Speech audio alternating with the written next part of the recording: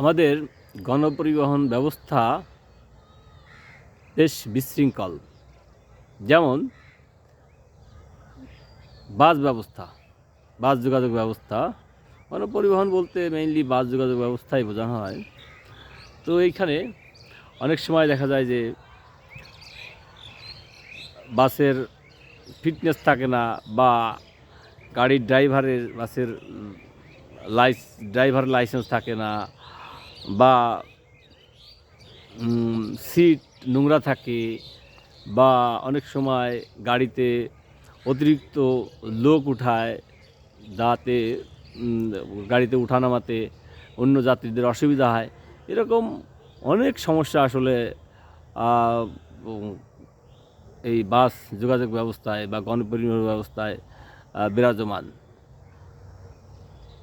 তো বা অনেক সময় ভাঙ্গাচোরা সিট বা লক্কঝক্কর গাড়িও রাস্তায় চলাচল করতে দেখা যায়। তাই গাড়ির চালক এবং মালিকদের আইন না মানা ঠেকানোর জন্য তথ্যভাণ্ডার তৈরি করাটা জরুরি। তো এই তথ্যভাণ্ডার অভিযোগ দেওয়ার জন্য গাড়ির ভিতরে একটা সাইনবোর্ড থাকবে, যেখানে প্রয়োজনীয় নাম্বার থাকবে, যেখানে গাড়ির যাত্রীরা SMS করে গাড়ির নাম্বার সহ অভিযোগ জানাতে পারবে।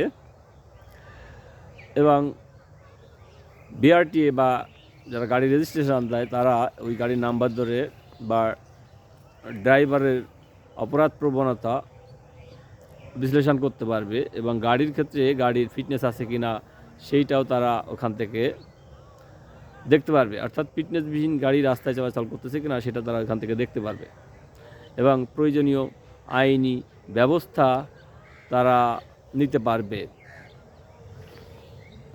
গণপরিবহনের মান অপেক্ষাকৃত ভালো করার জন্য আমাদের অপেক্ষাকৃত নতুন যানবাহনে মানুষ যাতে সেবা পেতে পারে, তার জন্য গণপরিবহন আমদানিতে আসলে শুল্ক তুলে নেওয়াটা জরুরি।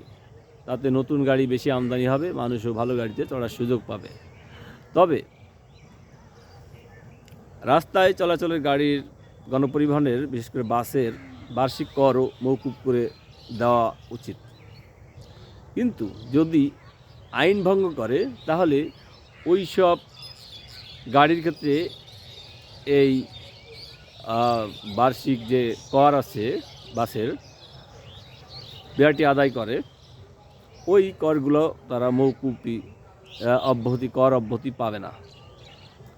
এবং গণপরিবহনে যারা কাজ করে, গাড়ির ড্রাইভার, হেল্পার বা অন্য সুপারভাইজার সহ, এদের জীবন বিমা থাকা বাধ্যতামূলক করা দরকার, যাতে তারা কোনো দুর্ঘটনার শিকার হলে ক্ষতিপূরণ পাইতে পারে, সেই ব্যবস্থা নিশ্চিত করাটা সরকারের দায়িত্ব।